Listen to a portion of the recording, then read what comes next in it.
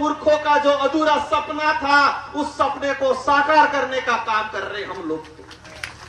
हमारे पुरखों का जो त्याग बलिदान, इन्होंने जो शहादत दी है, उन शहादत को सम्मान दिलाने का काम कर रहे हम लोग।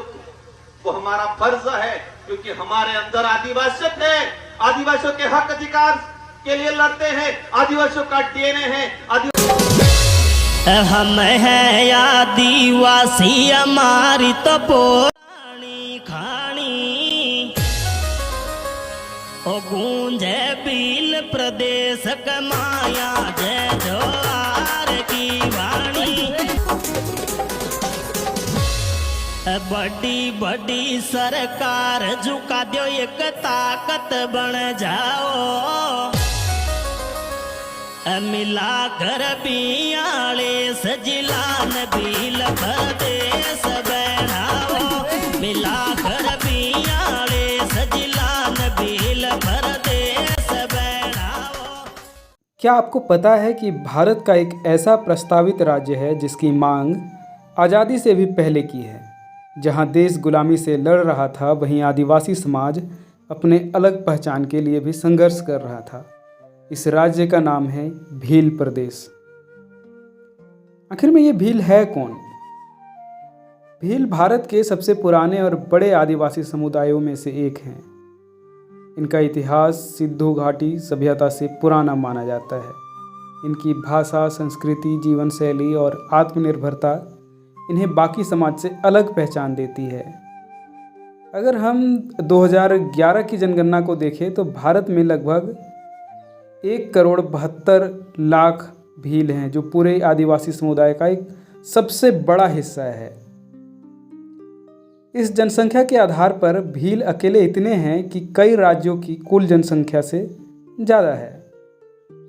फिर भी इनकी आवाज़ कहीं दबा दी गई है। तो ये भील प्रदेश की मांग क्यों कर रहे हैं या क्या है? भील आदिवासी समाज का एक सपना है कि उन्हें एक अलग राज्य मिले, जहां उनकी संस्कृति, भाषा और अधिकार संरक्षित हो।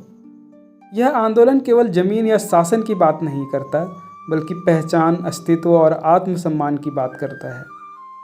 भील प्रदेश की मांग पहली बार 19वीं सदी के अंत और 20वीं सदी की शुरुआत में उठी थी, जब गोविंद गुरु ने इसका नेतृत्व किया था।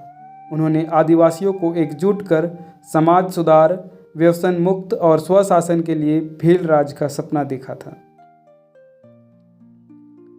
तो हम लोग समझते हैं पहले कि ये गोविंद गुरु और मानगढ़ आंदोलन क्या है। गोविंद गुरु, जिन्हें भील समाज धर्म गुरु और जन नायक मानता है, उन्होंने 1908 में एक संगठन बनाया था, संप सभा। उन्होंने आदिवासियों को संगठित किया, उन्हें शराब, हिंसा और शोषण से मुक्त होने का संदेश दिया। 17 नवंबर 1913 को राजस्थान गुजरात सीमा पर स्थित मानगढ़ की पहाड़ियों में हजारों भील इकट्ठा हुए थे, जो गोविंद गुरु के नेतृत्व में अपने अधिकारों की मांग कर रहे थे। ब्रिटिश सेना ने उन पर गोलियां बरसाई, जिसमें लगभग 1500 भील शहीद हुए। यह घटना आज भी आदिवासी जालियांवाला बाग के नाम से जानी जाती है। तो अब हम समझते हैं कि प्रस्तावित भील प्रदेश किन क्षेत्रों को जोड़कर बन सकता है।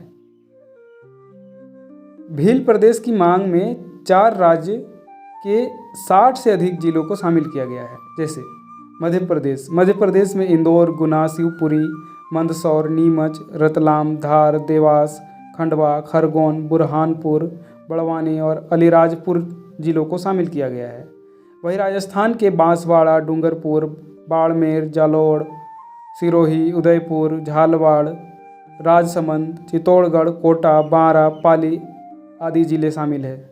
वहीं गुजरात से अरवली, महिसागर, दाहोद, पंचमहल, सूरत, वडोदरा, तापी, नवसारी, छोटा उदयपुर, नर्मदा, साबरकांठा, बानसकांठा, भरूच, वलसाड़ आदि शामिल हैं।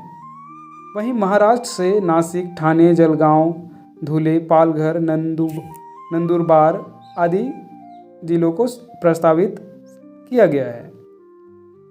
इन जिलों में भील जनजाति बड़ी मात्रा में निवास करती है और उनकी सामाजिक सांस्कृतिक एकरूपता राज्य निर्माण की भावना को मजबूती देती है।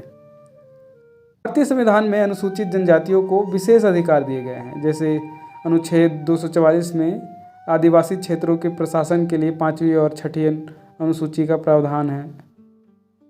अनुच्छेद 275 में आदिवासी कल्याण के लिए केंद्र द्वारा विशेष सहायता का प्रावधान है। अनुच्छेद 371 में कुछ राज्यों को विशेष प्रशासनिक शक्तियां दी गई है।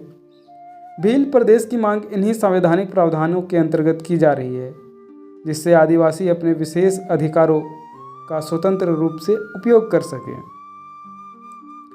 अब तक किन किन राज्यों को जनजातीय पहचान के साथ राज्य का दर्जा मिला है? नागालैंड, जो कि पूर्ण रूप से जनजातीय राज्य है। मिजोरम लुसाई जनजाति का प्रमुख राज्य है।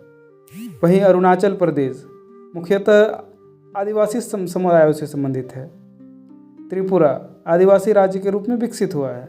वहीं झारखंड, इसको भी आदिवासी बहुल क्षेत्र के रूप में ही अलग किया गया था। वहीं छत्तीसगढ़ भी गोंड और अन्य जनजातियों के लिए इसे अलग किया गया था। इसके अलावा मणिपुर और मेघालय जनजातीय शासन और विशेष प्रावधान वाले राज्यों में से शामिल हैं। भील प्रदेश की मांग इन्हीं आदिवासी राज्यों की परंपरा से जुड़ी है। वहीं अगर हम लोग देखें तो मणिपुर में भी कुकी लैंड आदि की मांग होती रही है। इसका भविष्य और चुनौतियां क्या है? भील प्रदेश की मांग को लेकर आज भी कई संगठन संघर्ष कर रहे हैं। हालांकि राजनीतिक इच्छा शक्ति की कमी, राज्यों की सीमाओं का विवाद और प्रशासनिक जटिलताएं इसके रास्ते में बाधा बनी हुई है। लेकिन सवाल यह है, क्या इतनी बड़ी जनसंख्या, इतना पुराना इतिहास और इतने बलिदानों के बाद भी भील समुदायों को उनका राज्य नहीं मिलना चाहिए? और अंत में, भील प्रदेश कोई नई मांग नहीं बल्कि सदियों पुराना संघर्ष है। पहचान का, अधिकार का और आत्मसम्मान का। अब वो वक्त है कि यह आवाज़ सिर्फ जंगलों तक ना रहे बल्कि संसद और संविधान की मेज तक पहुँचे। अगर आप चाहते हैं कि भारत के आदिवासी समाज को उसकी असली पहचान मिले तो इस वीडियो को शेयर करें, कमेंट करें और चैनल को सब्सक्राइब करें।